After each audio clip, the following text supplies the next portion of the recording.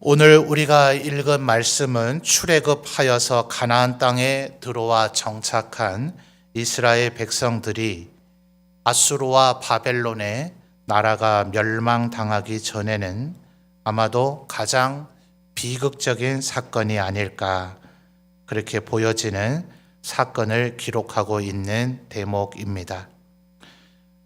블레셋과의 전쟁에서 2절 말씀을 보면 당일에 4,000명이 전사를 했고, 또 하나님의 법궤를 이곳 전투의 현장으로 가져와서 승리를 해보려고 꾀하다가 오히려 10절 말씀에 보면 또다시 3만 명이 전사하고, 그러니까 두 번의 전투를 통해서 무려 3만 4천 명이 전사한 거죠.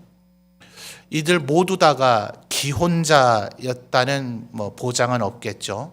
20살 이상이 되면 전장으로 끌려 나오게 되니 모두가 결혼한 한 여인의 남편이다 혹은 아이들의 아버지다 이렇게 단정 지을 수는 없겠지만, 아마 고대의 관습으로 보면은 이미 아마 대부분이 결혼한 사람들이 아니었을까. 최소 지금 3만 4천 개의 가정이 파괴되어 버린 거죠. 그리고 11절을 보면 이어지는 비극적인 상황으로 하나님의 궤인 법궤는 빼앗겼고, 그 법궤를 아마 운반해 오는 일원으로서 함께 그 자리에 있었던 제사장의 반열에 있던 홈리와 비느하스도 죽임을 당했고, 또 이 패배의 소식이 전달되어지는 과정 속에서 18절을 보면 이미 98세가 되고 눈이 보이지 않을 정도로 연로하긴 했지만, 어쨌든 엘리의 직접적인 사인은 자연사가 아닌 18절을 보면 의자에서 넘어져서 뒤로 넘어져서 목이 부러져서 죽었다. 그러니 19절부터 나타난 이 비느하스의 아내였던 엘리의 며느리가 아이를 낳을 때에 그 아이를 낳으면서 공교롭게도 이 여인조차도 죽어가게 되죠. 20절을 보면 죽어갈 때에 출산의 과정 속에서 산모가 죽게 되는데 아버지 비느하스는 이미 죽은 거죠. 마치 역대상 4장에 보면 야베스 같은 지금 그런 상황이 벌어지고 있죠. 또 라헬이 요셉의 동생을 낳다가 죽어갈 때에 처음에는 그가 슬픔의 아들이라는 베논이라고 이름을 지으려고 했던 것처럼 이 아이의 이름을 21절에 보면 이가봇이다, 이제 그렇게 짓게 됩니다. 이가봇이라는 말은 아마 우리 성도님들의 성경 하단에도 영광이 없다, 이제 이런 뜻이거든요.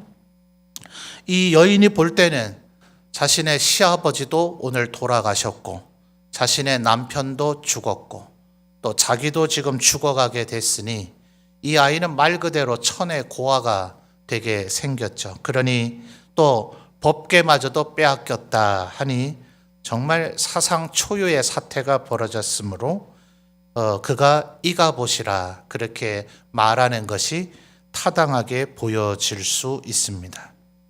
정말 끔찍하고 비극적인 사건이죠. 우리들의 삶에, 신앙의 삶 가운데, 우리 성도들의 모든 삶 가운데 이와 같은 일은 절대로 없어야 되겠죠. 그러니까 도대체 무엇 때문에 이런 일이 벌어졌는가, 또 왜 이 상황을 이가봇이라고 말해야 되는가 하는 것에 대한 정확한 진단이 있어야 우리는 이와 같은 상황을 우리가 맞이하지 않고 반복되지 않을 겁니다. 정확한 진단이 돼야 또 정확한 처방이 되고 또 같은 우를 범하지 않는 그런 일이 일어나겠죠. 자, 1절 말씀을 보면 이 전투의 양상을 설명하고 있는데, 자, 1절 말씀 보실까요? 사무엘의 말이 온 이스라엘에 전파되니라 하고 나서 이제 양 진영 이스라엘과 블레셋이 진친 곳을 설명하고 있죠. 1절 중반절부터 이스라엘은 나가서 블레셋 사람들과 싸우려고 어디에 진쳤습니까? 에벤 에셀에 진을 쳤죠. 에벤 에셀 곁 지명이라고 얘기했지만 에벤에셀 곁에 또 다른 지명이 있다면 그 지명을 말할 터인데 굳이 사무엘서의 저자는 이곳에서 에벤에셀을 거론하고 있습니다. 왜 그럴까요? 지금 5장을 우리가 오늘 4장을 살펴보고 있는데 이제 한 석 주 지나서 7장을 살펴보면 똑같은 이 장소에서 이스라엘은 대승을 거두게 되죠. 자, 7장 12절로 넘어가 볼까요?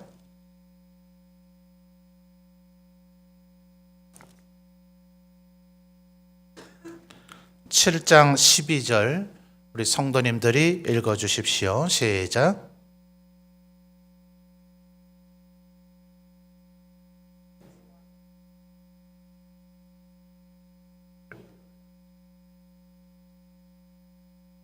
자, 12절을 보니까 7장 12절을 보니까 미스바와 센 사이, 바로 요 지점이 에벤에셀인 거죠.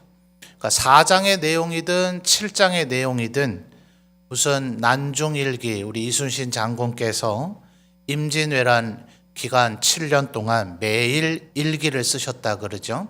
그러니까 성경의 기록은 그런 난중일기가 아닙니다.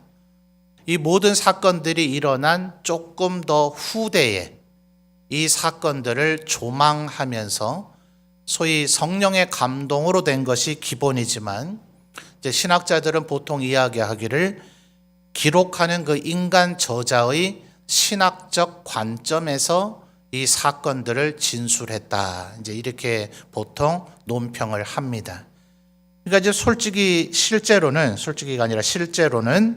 4장의 사건 속에서는 이스라엘의 진친 이곳이 아직은 에벤에셀이라고 불려지지 않은 거죠.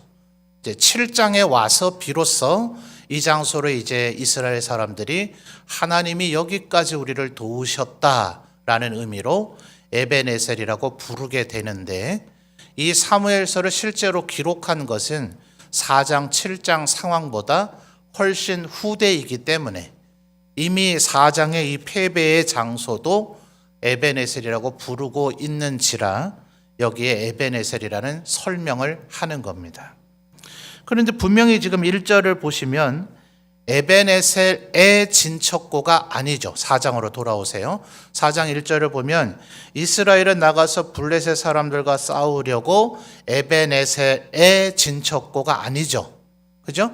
에벤에셀 곁에 진쳤다 했으니까 사실은 7장 12절의 기록을 보면 미스바에 더 가까웠거나 센에 더 가까웠을 수 있죠. 어느 쪽인지는 이게 조금 사실은 지도를 놓고 조금 봐야 될 부분이 있고, 지도를 놓고 보더라도 사실 미스바에 더 치우쳐 있는 위치인지 센에 더 치우쳐 있는 위치인지 가늠하기는 조금은 쉽지는 않아요. 그러니까 4장의 사건에서는 여기 아직 에벤에셀이란 지명도 없고 미스바와 센은 이미 그 이전부터 있는 지명이에요. 그러니까 굳이 4장 1절에 이스라엘의 진영의 위치를 에벤에셀 곁에라고 말할 필요가 없이 미스바에 혹은 센에 이렇게 진쳤다고 말하는 것이 오히려 더 타당하죠. 그러니까 이런 것을 가리켜서 신학자들이 사무엘 기록 저자의 신학적 관점이다 이렇게 얘기하는 거예요. 굳이 미스바나 혹은 센이라고 표현해도 될 이 장소를 에벤에셀 곁에 진쳤다라고 얘기하는 것은 똑같은 장소에서 얼마든지 승리할 수 있는데도 불구하고 그때 이때에는 패배했다. 이 사실을 지금 강조하고자 하는 겁니다. 자, 1차로 2절에서 4천 명이 패배했으면 이스라엘에게서 뭔가 좀 효과적인 그런 대안이 나와야 되죠. 여러분, 여호수아 장군이 가나안 땅을 정복할 때에 여리고 성에서 그는 대승을 거두었습니다. 아마 그것이 조금 과도한 자신감을 불러일으켰을 수 있겠죠. 그래서 매 사안마다 하나님 앞에 기도했다, 그리고 하나님의 지시를 받았다, 그리고 하나님의 명령에 따라 움직였다, 이렇게 여호수아사가 일관된 패턴으로 기록되어 있지는 않아요. 사실은 이제 하나님께 기도했다는 내용을 그저 생략한 채 이제 하나님께서 갑자기 지시를 하시면 그 이전에 기도함이 있었을 것이라고 신학자들은 보통 봅니다. 그걸 다 기록하려면 분량이 지금보다 수십 배로 성경의 부피가 늘어날 거예요. 그런데 유독 그 아이성의 전투와 관련해서는 하나님 앞에 여쭙거나 하나님의 지시가 있었다는 대목이 보이질 않아요.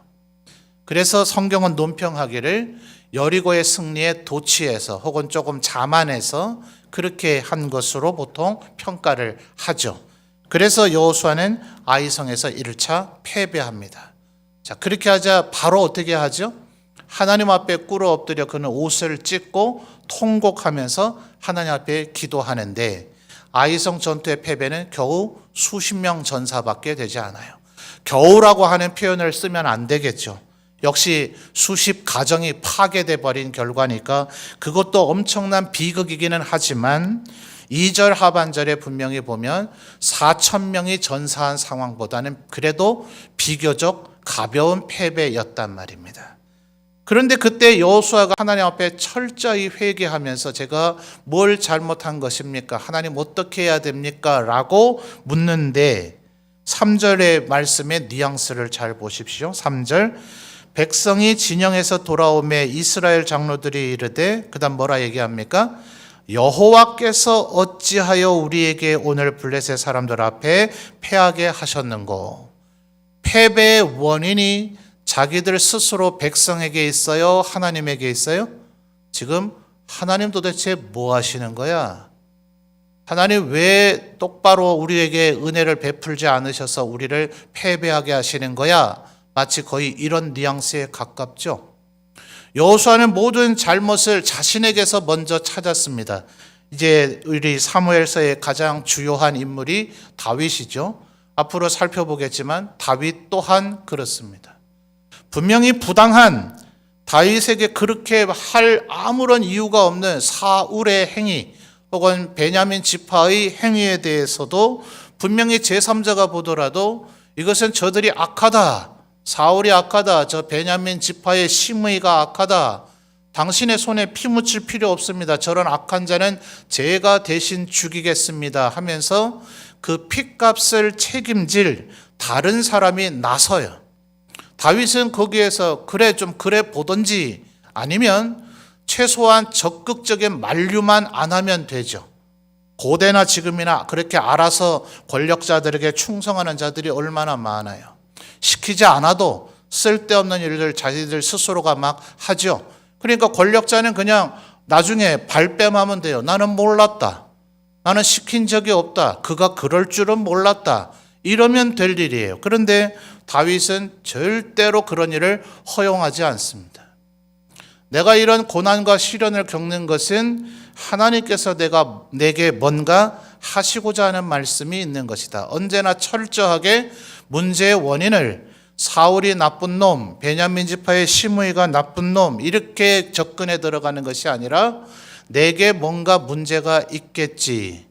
하나님께서 이렇게 하시는 데는 나에게 하시고자 하는 말씀이 있으시겠지. 왜요? 하나님은 모든 것을 아시고 그런 모든 자들의 악한 행위를 무산시키고 중단시키실 수 있는 전능하신 하나님이죠.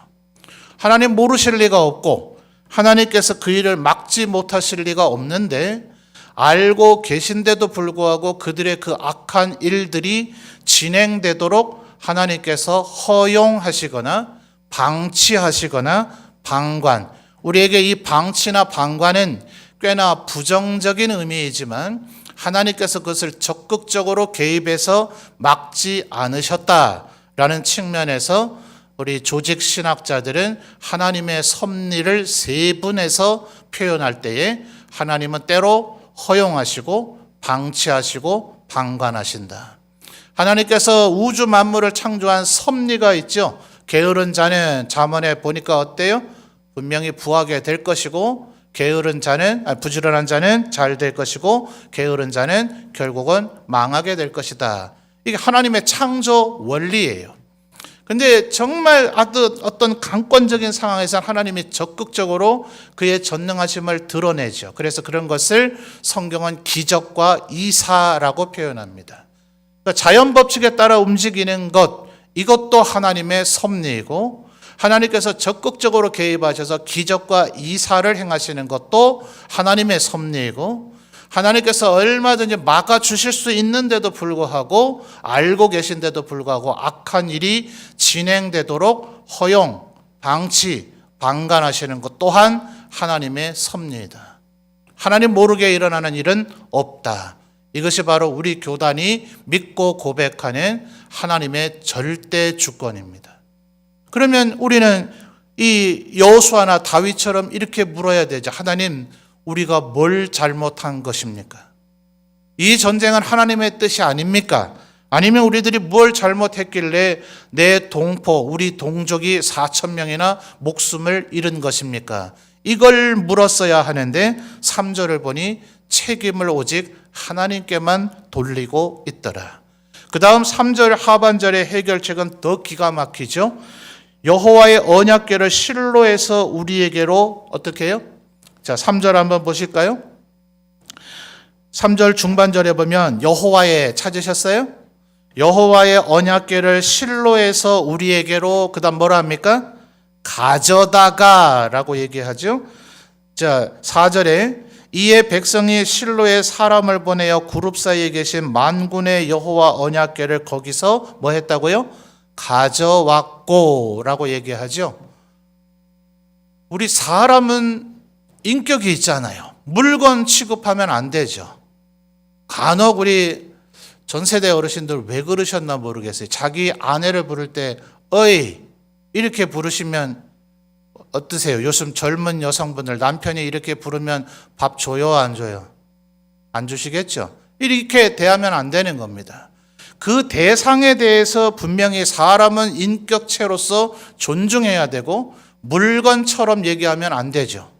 항차 사람도 물건 취급하면 안 되겠거늘 만군의 여호와 하나님께는 반드시 그분에게 합당한 존칭과 표현이 있죠. 하나님의 법궤예요. 하나님의 궤입니다. 하나님의 임재가 상징되는 것이고 그래서 결국 이들은 21절에 이 궤가 빼앗겼으니 정확한 이해는 아닙니다만 하나님의 영광이 떠났다라고 여길 정도였어요. 이 인식이 있다면 이 하나님의 궤를 빼앗긴 것이 하나님의 영광이 떠났다고 인식한다면 하나님의 궤를 가져오면 안 되죠.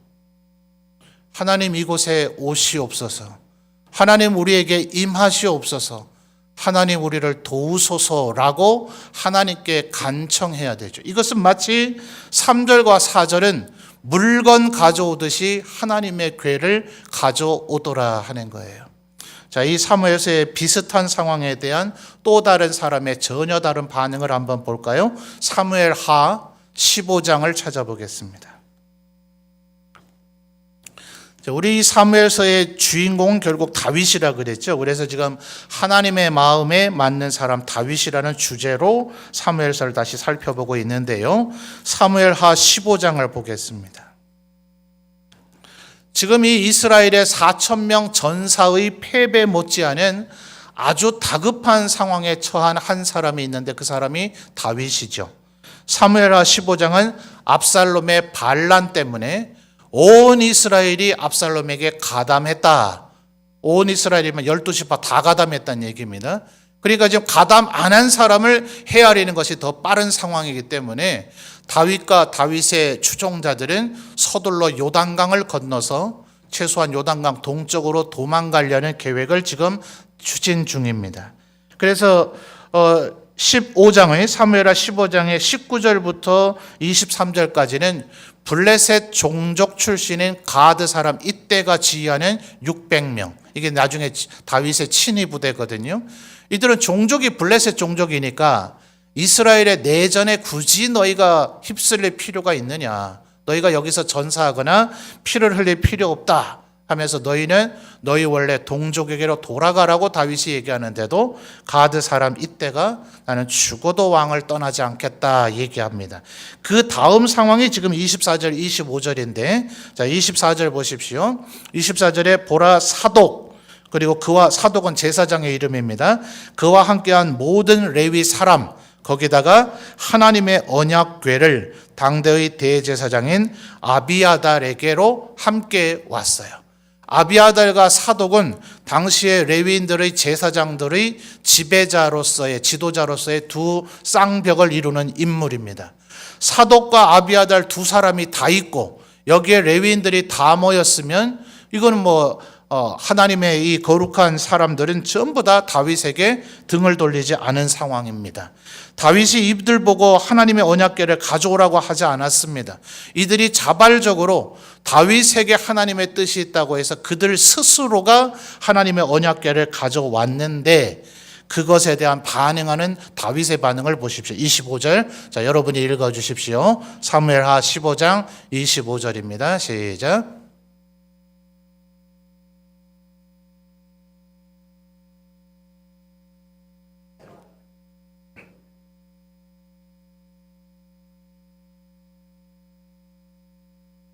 아멘. 그죠? 이게 하나님의 사람의 마땅한 태도입니다. 하나님의 언약궤가 여기 있으면 내가 승리하고 하나님의 언약궤가 같이 가면 승리하고 아니란 말이죠. 내가 하나님 뜻대로 살면 하나님이 나를 긍휼히 여기시면 하나님께서 나를 은혜를 베푸시면 나를 다시 예루살렘에 모셔온 언약궤를 다시 보도록 예루살렘으로 되돌아오도록 왕이 지금 아들의 반란을 피해서 요단강 동쪽으로 도망가는데 그 왕이 예루살렘에 다시 되돌아온다는 말은 뭐겠어요?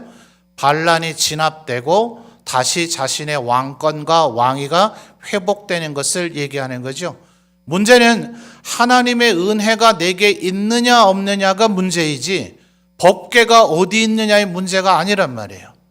법궤를 요단강 동쪽 마하나임으로 아무리 모셔간다 한들 사독과 아비아달과 모든 레위인이 다윗의 진영에 있다 한들 하나님께서 다윗을 긍휼히 여기지 않으시고 은혜를 베푸지 않으시면 그 자체가 이미 이가봇 하나님의 영광이 떠난 상태란 말입니다. 절대로 착각하지 말아야 될 것은 하나님의 뜻이 아닌 전쟁도 있을 수 있어요. 악한 자가 거두는 승리들도 있습니다. 열왕기를 보시면 북이스라엘과 남유다 사이에 또 북이스라엘과 주위의 이방 나라 사이에 남유다와 이방 나라 사이에 수많은 전쟁들이 벌어집니다. 그 전쟁들을 다 보십시오. 거기에 누가 선함이 있고 누가 악함이 있습니까? 그 전쟁에 승리했다 해서 그것이 하나님의 영광이라고 말할 수 있습니까? 전쟁의 패배가 이가봇이 아니고 전쟁의 승리도 이가봇이 아니라 하나님의 뜻대로 이루어진 전쟁의 승리라면 그것이 이가봇일 것이고 하나님의 뜻대로 하지 않은 전쟁의 승리는 그 자체가 승리일지라도 이가봇일 거예요. 지난 세기를 인류의 학살의 시기라고 얘기합니다. 공산주의자들이 수많은 사람들을 죽였고 공산주의가 역사의 전면에 나서기 전에도 인류는 1, 2차 세계대전을 통해서 인류의 3분의 1가량을 스스로 죽여버렸습니다. 그런데 이 1, 2차 세계대전, 공산주의자들이 역사의 전면에 나서기 전에 1, 2차 세계대전의 승전국이든 패전국이든 주 사람들이 2차 세계대전에 일본을 제외하고 나면 전부 다 기독교 국가를 자처했던 거 아십니까? 말하자면 20세기의 학살의 주범은 기독교인이었어요. 그들의 승리를 과연 하나님의 영광이라고 말할 수 있습니까? 승리여도 이가봇이죠. 그러니까 패배가 이가봇이 아닌 거예요. 하나님의 뜻대로 하면 그 하나님의 뜻대로 한 패배가 만약 있다면 그 자체도 이가봇이 되어질 줄 믿습니다. 여러분 다니엘의 세 친구를 생각해 보세요. 다니엘의 세 친구가 느부갓네살이 절하라고 해요. 금신상을 세워놓고 다니엘이 꿈 해석을 해줬죠.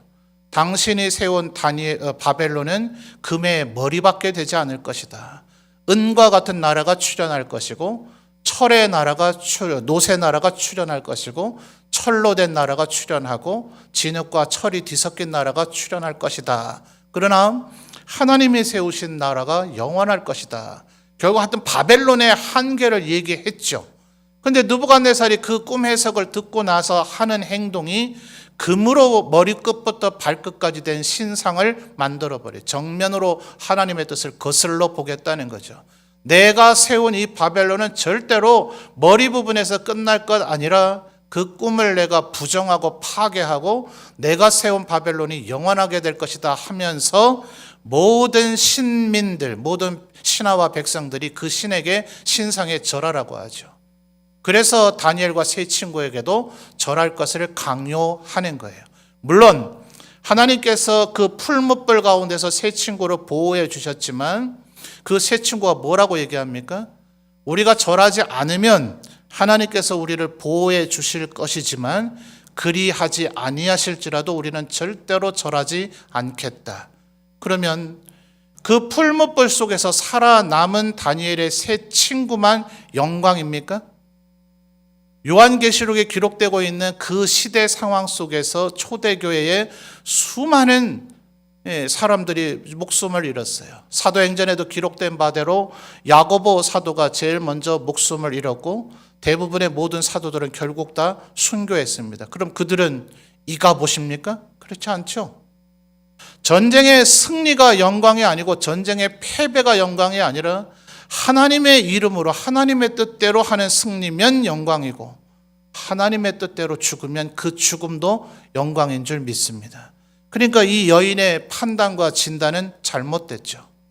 전쟁에 패배했다, 법궤를 뺏겼다, 내 시아버지 죽었다, 내 남편 죽었다, 나도 죽는다, 그러니 이가봇 하나님의 영광이 떠났다가 아니라 너희들이 하나님 앞에 범죄하고도 두려워하지 아니했고 하나님의 경고를 듣고도 두려워하거나 회개하지 아니했고 전쟁에서 1차 패배를 경험하게 했는데도 그 원인 속에서 깨닫거나 회개하지 않았으니 법궤가 빼앗겨서 이가봇이 된 게 아니라 이미 이가봇이 되었기 때문에 하나님의 법궤가 빼앗긴 거죠. 그래서 이제 이 뒤에 상황을 보면 그 어떤 인간의 도움이 없이 다음 주에 우리 살펴보겠습니다만 하나님의 법궤는 그분이 원하시는 곳으로 되돌아오십니다. 하나님의 영광은 애초부터 떠날 수가 없어요. 하나님은 온 천하 우주 만물에 우리들이 자주 고백하는 것처럼 무소부재하시잖아요. 안 계신 곳이 없으니 이 법궤가 블레셋 진영으로 뺏겼다 해서 하나님의 영광에 떠날래야 떠날 수가 없어요. 오직 하나님 앞에 범죄한 자들, 죄인에게는 하나님의 영광이 없는 것입니다. 그러니 우리들이 이 말씀을 보면서 얼마나 하나님의 마지막 그 순간 참고 참으시고 인내하시다가 마지막 순간에 그 심판은 얼마나 무서운가. 법궤도 빼앗기고 또 이스라엘 백성들은 전사하고 대제사장은 목이 부러져 죽고 제사장 2명도 전장에서 전사하는 이런 사건이 벌어지더라. 여러분 계시록에서 예언하고 있는 바 마지막 주님 오시는 심판의 그날, 복음서에서도 네 복음서가 다 일관되게 기록하는 바 사도들이 주님께 묻죠. 주님, 주의 나라를 회복하실 때에는 어떤 일이 벌어집니까? 주께서 다시 오실 그때는 어떤 일이 벌어집니까? 할 때에는 언제나 영광만 있는 것이 아니라 심판이 병행된다는 사실을 기억하셔야 됩니다. 우리가 간절히 기다리는 그 예수님께서 다시 오시는 그날은 예수님을 잘 믿고 그에게 순종한 충성스러운 종들에게는 영광의 날이요 구원의 날이 되겠지만 똑같은 그 날이 끝까지 주님 앞에 회개하지 않은 날 자들에게는 심판의 날이요 여호와의 크고 두려운 날이라고 구약 성경으로부터 신약 성경에 이르기까지 계속해서 그 날을 표현하고 있습니다.